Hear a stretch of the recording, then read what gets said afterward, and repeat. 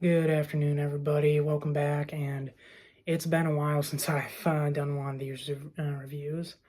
I meant to do one for Jaws like last week or 2 weeks ago, but I didn't really find the time for it, and I wanted to do like a proper review of In a Violent Nature, but unfortunately, when I was videotaping, um, I didn't exactly see the angle that I was at until I had already put it into an editing program, and it kind of like cut off my head, like at the shoulders. So I basically looked like a decapitated body just waving his hands around. But this movie, like I really wanted to see it as soon as possible, and make a review of it, and for the most part, I was blown away. Um, I mean, I was. I'm not gonna say that I'm like a huge fan of Deadpool or Wolverine or the X-Men or even like the Avengers and stuff. Like I never really was an active comic book reader. I did read some older X-Men comics and Iron Man comics. Um, but I was never like a die-hard comic book nerd. I did enjoy a lot of the X-Men films. I'd say about half of them. And I definitely liked the first two Deadpool movies. And this one I'd probably say is my favorite one, just for the sheer fact that Wolverine is in it. So, Deadpool and Wolverine, I'm just gonna say right out the gate, is um, I honestly think that this is probably like the last good Marvel movie that's gonna come out for a while. Like I got no faith in Captain America: New World Order, despite the fact that Harrison Ford is gonna be in it as President Thaddeus Ross now. I don't really care about Thunderbolts. And considering like everything that has been plaguing the next two Avengers films, like the Kang Dynasty and Secret Wars, I don't have a lot of faith that they're gonna be able to make it very good, or at least as good as Endgame or Infinity War. But anyway, I walked into Deadpool and Wolverine already hyped, and I had already seen other reviews talking about how like this is what Doctor Strange in the Multiverse of Madness should have been, and I agree to that to an extent. I mean, don't get me wrong, this movie is way better than Multiverse of Madness. I was sorely disappointed in that film. Um, but I do think that's because they weren't ready to like do like R-rated superhero movies in the MCU yet. And then when Deadpool kind of came along, like obviously you can't just tone him down to a PG-13. They tried that as a joke with Once Upon a Deadpool, which I did see, and like it was incredibly watered down. It was still entertaining just because they had those jokes about them being watered down, but it got old very fast. But uh, but Deadpool and Wolverine was a great return to form. Like I said, I doubt that streak is gonna last long. They even make fun of it at some point.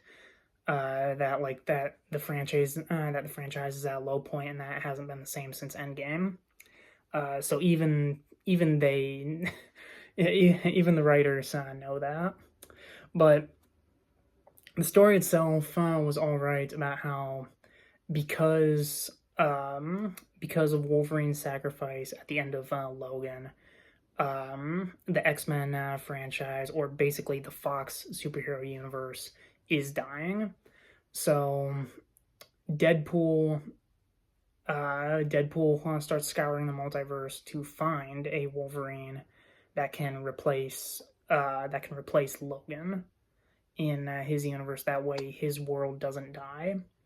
And that premise alone is pretty cool. There's even that whole like internal struggle that Wade has about like being someone who matters. Um, which to me, that kind of spoke to like the larger stakes of the film, because like the first two films, like they were very low stakes. Like the first movie was about Deadpool saving his girlfriend from Ajax, and the second movie was basically like stopping this kid from becoming a killer in the future, right? And this one turns into like saving the universe. Whereas the Wolverine that Deadpool does find, he has his own internal struggle that he's basically down on his luck because of something that he did or didn't do that caused everyone he cared about to die. Very similar to the Old Man Logan comic, but in a different fashion. Um, but the story itself was pretty cool. The cameos were great. Uh, like it's hard to talk about this movie without any spoilers. I'm doing my best here, but there's some cameos in here that you're going to expect because unfortunately they've already been spoiled. Like I'm not even kidding. Um, I'm not even kidding. Like when I got off work today and I went to listen to some music in my car, I opened up the YouTube app, and literally the first video that I see not only spoils the post-credit scene, but it also spoils one of the bigger cameos in the film, and that just pissed me right off. So, unfortunately, I had parts of this film ruined for me. But having said all that, the cameos that like you do see throughout the film are fantastic. There's a few cameos that I kind of wish appeared, but hey, beggars can't be choosers. And there's a few twists and turns regarding those cameos and regarding some of the characters that I was actually genuinely surprised at. And that's one of the things that Deadpool and Wolverine does infinitely better than Multiverse of Madness, and that is like the usage of like multiversal cameos, right? Like where in Multiverse of Madness, like it was really just a few characters of like Professor X, Black Bolt, John Krasinski as Mr. Fantastic, um, and um, and Captain Marvel, but she's played by that actress who was in No Time to Die, and they all immediately get killed off. And like, I mean, let's be honest, who did anyone actually care about Black Bolt? Like it was that kind of thing. Here, though, you actually care about a lot of the cameos, mostly because of nostalgia. I'll admit that, but also because like the movies that they were in were great. Um, like I said, I'm trying not to spoil them, but they were fantastic. Um, and another thing I appreciated was that because the movie was rated R, they didn't hold back, which even though it was rated R, I thought they would. And the reason for that was because back when Echo got released, it got the TVMA rating, except it was kind of like a toned down R, kind of like the very first John Wick in that sense, where yeah, there's a ton of violence, but there's not enough really to make it like a hard R, right? All that happened was just like a few more spurts of blood, and that was it. But here, they actually earned the R rating. Like they had a huge slew of cursing, a ton of blood and gore. Then again, going back to what I said about like a couple of the twists and turns, like there's one scene that actually left me stunned. I'm not gonna say what is, but I was genuinely surprised that it happened in the movie at all, let alone Disney would let it happen. But anyway, Um, like I said, like it's definitely what Multiverse Madness should have been. Um, because again, I was disappointed that Multiverse of Madness wasn't a full blown horror movie and wasn't rated R because like it was being directed by Sam Raimi, the guy who's done Evil Dead, and it didn't even hold a candle to scariness to movies like Drag Me to Hell, which again, sorely disappointed. There's only a couple things that I didn't really that there's only a couple like nitpicks that I have with the movie. Like I can really only think of three off the top of my head. One of them is I don't even know if you consider a spoiler, but I'll save this for last. But the first one is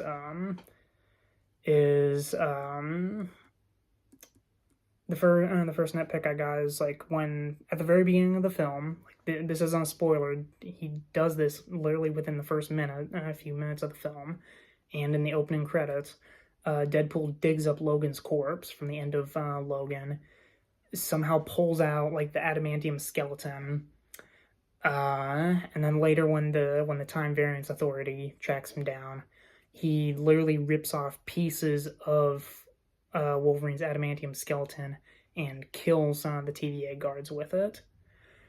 Now, I think one of Deadpool's powers is enhanced strength, especially because of the regenerative healing and all that. But and someone can correct me on this, but I don't think that he is strong enough to rip apart an adamantium skeleton. But that's just my guess. Second thing, pretty quick.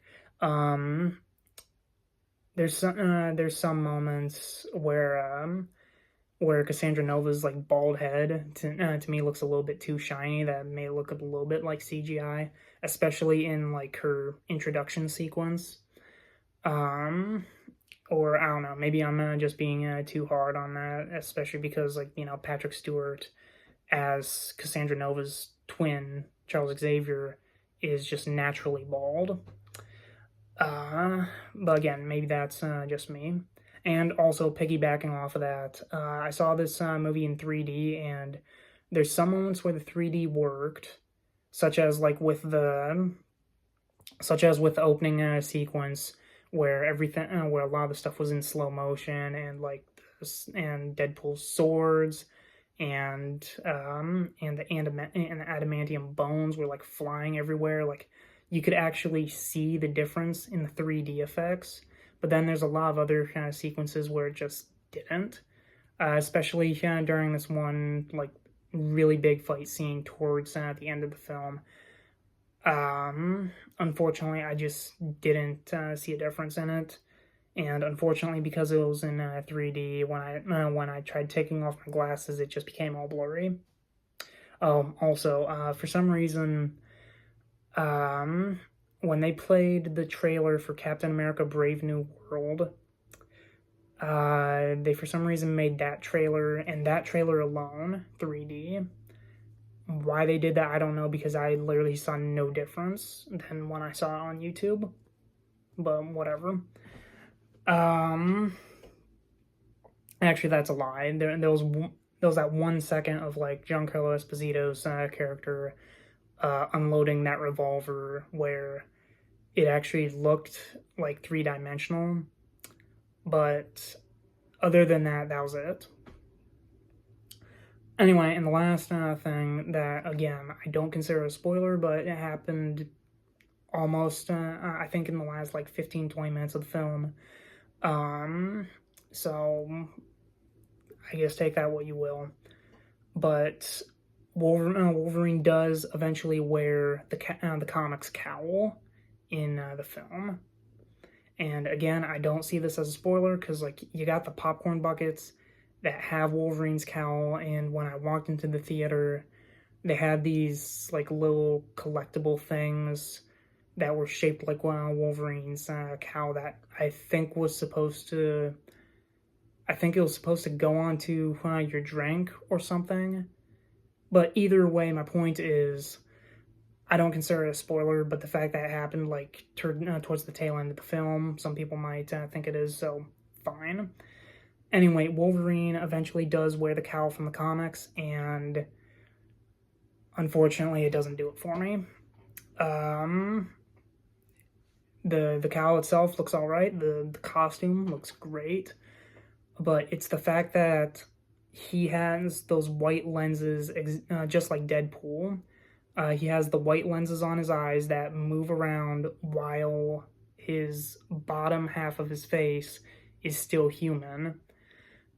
It just looks silly to me, and I've seen like fan films of a Wolverine actor like just wearing a regular mask and like showing little pinpricks for eyes, or like even in like normal, even in regular Hollywood films, where like you got characters like Batman or whoever, where they use where they show their like normal eyes behind the cowl, right?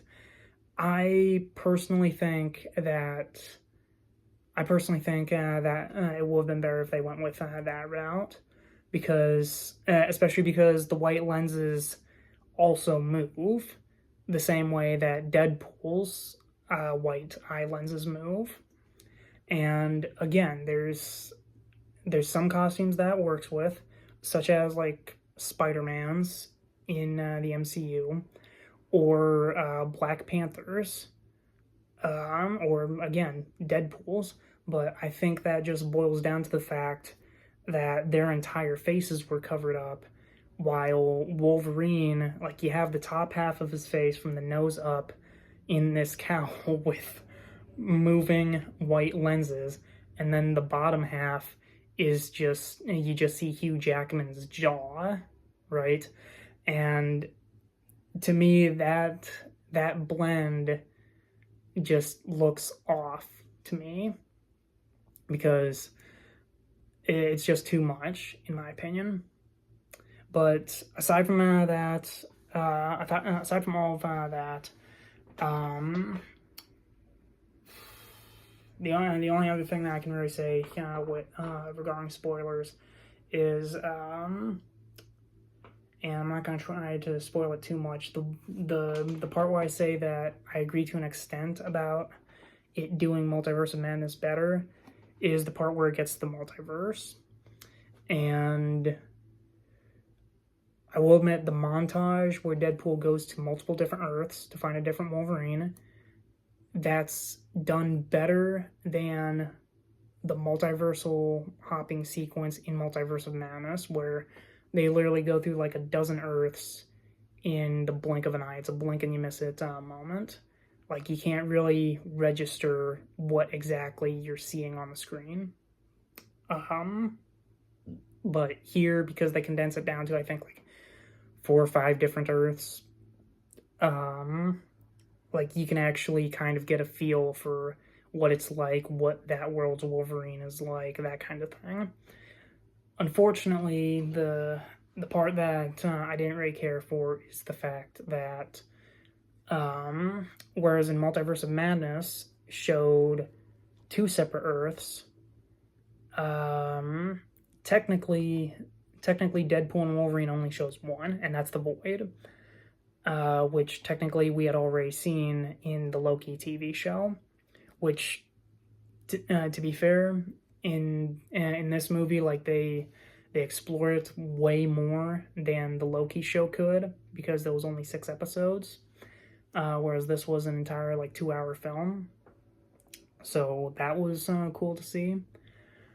Unfortunately, again, for a multiverse movie, they only really show one other world, and it's technically like a non-universe because it's supposed to be like the end of time.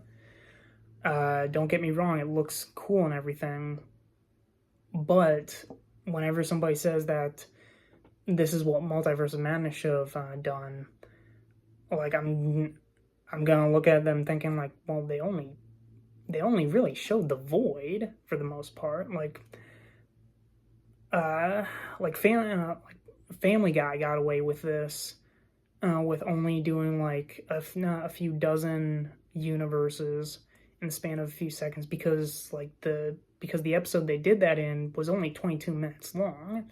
Like, they didn't have time to explore all the different universes. They could only explore like 2 or 3 different ones, right?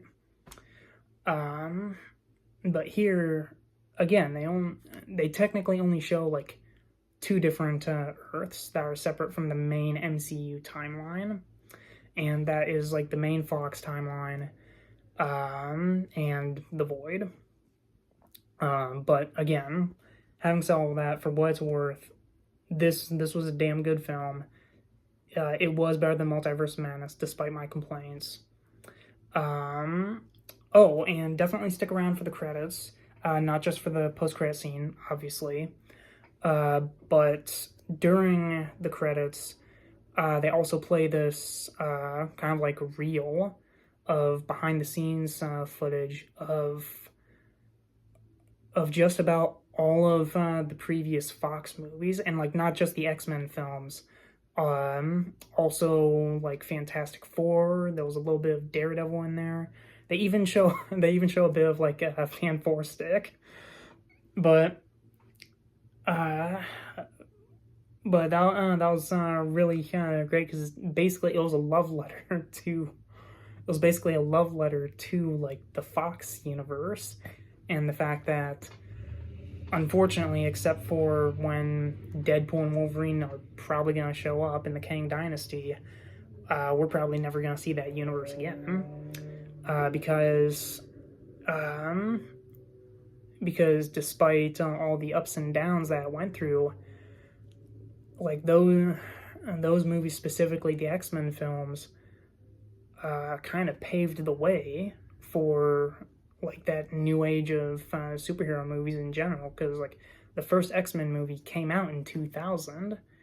Granted the Blade came out in 1998, but it was really the X-Men films that kind of paved the way for films like Raimi's Spider-Man or the Fantastic Four films, and eventually the MCU itself. So it was really great seeing that all of that behind the scene footage, even though you can technically see it from like special features of all the other films.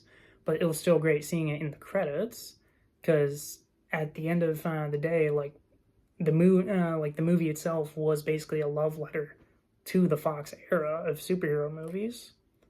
And honestly, I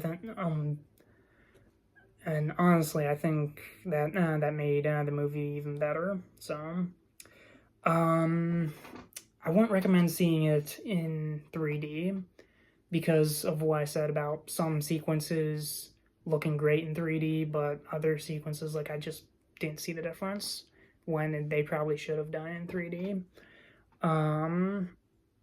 But I am gonna say definitely see it in theaters, because this is the first MCU film in a while that I've been excited for, and have actually like seen it as like one of those big event films. Not to the level of Infinity War or Endgame, but I'd say probably to the level of like the first Avengers film, and that alone makes it worth seeing. But that's it for this film review. That's it for this film review. And again, I'm sorry that I haven't been around for this. Again, I meant to review Jaws, In a Violent Nature, and Maxine. Things just came up. I still have to see Maxine, but unfortunately, I got pulled from all the theaters that are kind of close to me. So I guess we'll have to find that one streaming. Anyway, though, that's it for this review, and I will see you guys in the next one. Hopefully it's soon. Bye.